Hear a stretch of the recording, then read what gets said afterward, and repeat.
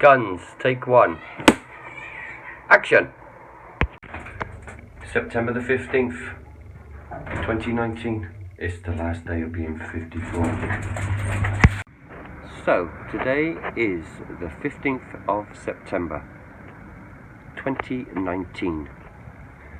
Roll the clock back a little bit to 1964. 55 years ago. My parents would have been a little bit nervous, a little bit excited about what was going to happen in the immediate future, i.e. me. And I'm hoping that they're not disappointed in what I've turned out to be. I must say, my father passed away 25 years ago, actually on my birthday. I hope that they were a little bit proud. My mother's still proud of me. But I'd like to say a big thank you, because what I am today basically comes down to what you taught me, and just thank you. Okay, having said everything there, it is worth noting, tomorrow I'm 55. If I had to sum up my life, I would say I've had many experiences. I've been a little bit unpredictable in my career path, unpredictable in my personal life, and I hope I remain a little bit unpredictable. I hope. Who knows? I might just settle down and be boring from now on. I'm sure you'll let me know. Guns. Good or bad? Guns don't kill people. People kill people. You're more likely to be shot by your own gun than that of a stranger. You're more likely to commit suicide if you own a gun. Okay, well, I live in Gran Canaria, and I must say that it feels like a safe place to live. And I don't know whether that's down to the amount of police they have here, of which all of them carry guns. Even the ones that work in the offices, they're sat there with their Glocks and their revolvers on their hips. So maybe it's a deterrent. Maybe it's just because it's too hot to bother with crime. Maybe I've just not been going around the wrong areas. It's a job to tell. They have 2 prisons on the island, so they must be kept busy. But I wonder what the average crime is. Is it shoplifting? Is it murder? Who knows? You've always got the question as well about British police. Now you do have some armed sections of the police, but I believe I read somewhere on the police Facebook page that the majority of police officers don't want to carry guns. Mainly because I think there's a lot of responsibility. If you shoot somebody, not so much the consequences of shooting somebody is a deterrent for the police, but I think it's the emotional thing. If you take somebody's life, it's got to scar you, surely to God. I also worked in security for 15 years with the university, and you're not allowed to carry any weapon there, not even a baton. We used to carry 4-cell torches, but we could get away with that because we needed to carry a torch because we worked nights. And you would definitely use that if you needed it in self-defense, but then you would have to justify it. But the funny thing is, I've worked with people who I wouldn't even want them carrying a torch, because they could provoke a situation because of their attitude, just because they were in a uniform. They thought that they were superior, they thought they had the authority, and at the end of the day we were security guards. We may have been more than your average security guy because we didn't sit in a hut all day. We did CCTV, we worked with the police a lot, we were all-rounders. But yeah, there was a few people there that I think would have they would have caused a lot more trouble than was needed because of their attitude, because they had the epaulets. Don't get me wrong, I'm not against guns. I think that they look like a lot of fun. But with most things in life, there's a time and there's a place. I should also point out that I'm not an expert in anything. But at my age, I have opinions on everything.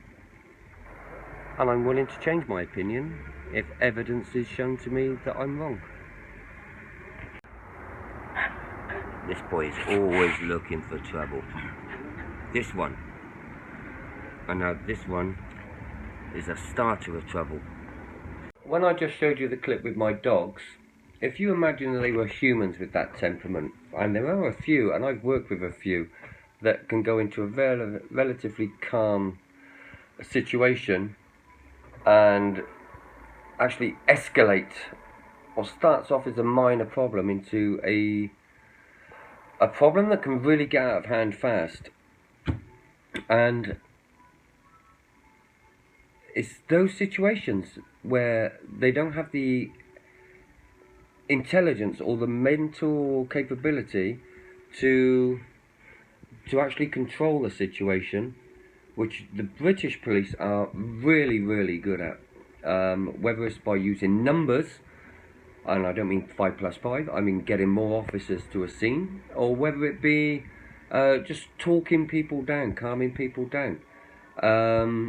Yes, they may need to use their batons, their truncheons. Yes, they may need to use tasers or spray, but they use it as a last resort. They don't go in gun-ho. And some of the people that I worked with in security would go in gun-ho. They wouldn't read the situation, they wouldn't assess it, they wouldn't see the dangers, and I think if half of them had guns, they would be on trial or in prison by now, because they would just pop a cap on every ass that they saw. And I've had a lot of dealings with police here, and I can see the same traits in some of the police here as what I saw in my colleagues in security. And I wonder how mentally stable they are to be carrying a gun. That's my big concern. I'm not talking about criminals. Criminals shouldn't carry guns, but they do. Hey-ho. They do in England as well. Not to the extent of America. I don't know what the gun crime is like here. They have quite strict rules about owning guns here. I do know that because I had a friend wanting to import some shotguns for hunting birds, bird hunting. I don't know what they call that, but anyway, you know, that kind of thing. And there was a lot of paperwork, a lot of checks going on before she could do it. In fact, I think she ended up just dropping the whole thing.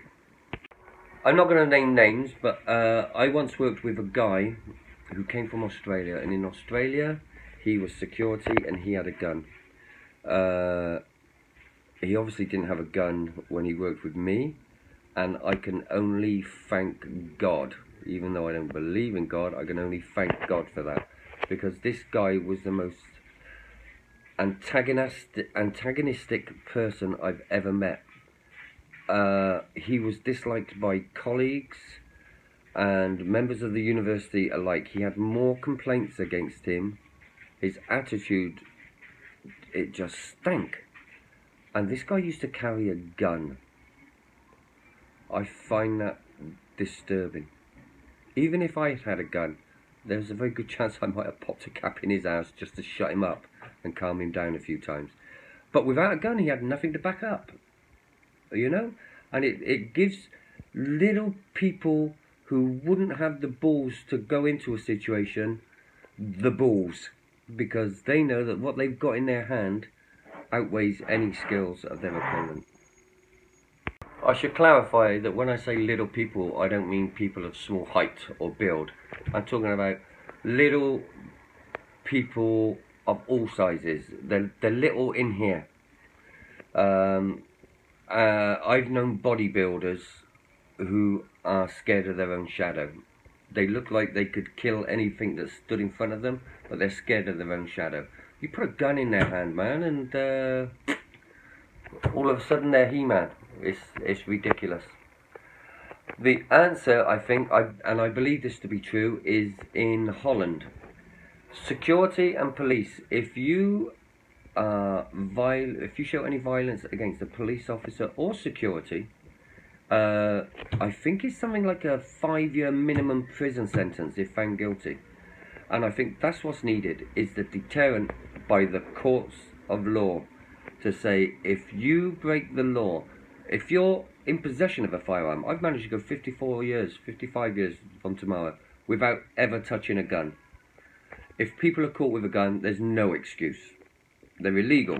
There's no excuse for having one. Bang, that's 5 years straight away. Even if it's just caught in the boot of your car.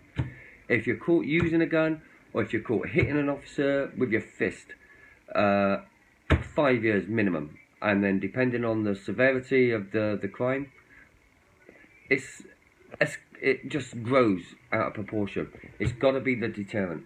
People don't want to go to prison. Only stupid people want to go to prison, and they're the ones that are carrying the guns. Same with knives. If you're carrying a knife, why?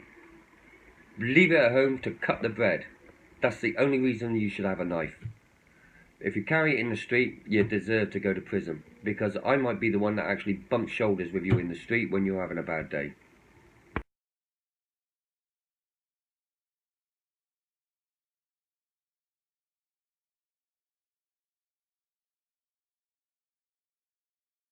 So in conclusion, you don't need to have a gun in the street. And I'm not getting into the American politics, but you have a lot of dead kids on your hands there. And I know the gun industry has a lot of money, lot of influence, and anybody that tells me that that's not the reason why the gun laws haven't been changed, well, you know what? I know it's cameras, but I can still smell the bullshit. Anybody with any sense would ban it. It's really simple. There's no need for it. Make the laws harder, tougher, and that's it. There's no excuse for it. So why make excuses? Why make excuses? I've managed to go my entire life without touching a gun, needing a gun, or wanting a gun. Wanting a gun, yes. I want to go to the range and be Keanu Reeves for the afternoon. But then I'll leave the gun there. Thank you very much. Mum is tired. He's restless. We're going to go around the block a few times. It should be said, when regarding to guns, that I consider myself not in any kind of religious way, but with the philosophy of the Buddhist. All life is precious. I don't kill spiders. If a cockroach is upside down in the street, I flick it so it can scuttle off and do what it does. I know they're disgusting, but who gave me the right to go around killing? Having that said, I'm a meat eater, so I know I help the prop. Yes, you agree, don't you? I know I contradict myself there, but I'm not the one killing them. And it's the same with guns. Why would you want a gun and kill somebody? There's never a good enough reason, unless you're a greedy, selfish, self-centered mother. A quick side note, it's a bit of a worrying time at the moment for the block in general. Ever since I've been coming to Spain, which is about 14, 15 years ago now, I started coming on holiday before I came to live here. There's always been this street cat. It's looked after by some of the local residents, but he lives in the street. They put food down, water, they had it spayed, and they take it to the vets whenever it looks like it needs it. She had a baby, and the mother and baby were inseparable, and you saw them all over the place. And there was a third cat that suddenly appeared that was kicked out of this house behind by the previous residents, the bastards. The bad people. the mother, the cat that's been here forever, Missy is her name.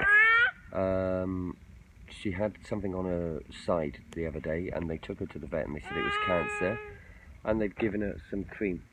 The problem is, she was in no discomfort or anything, because she was a normal, cheerful self, but she's not been seen since, and neither has her daughter, and neither has the other cat that lives same street, just they don't go together very often.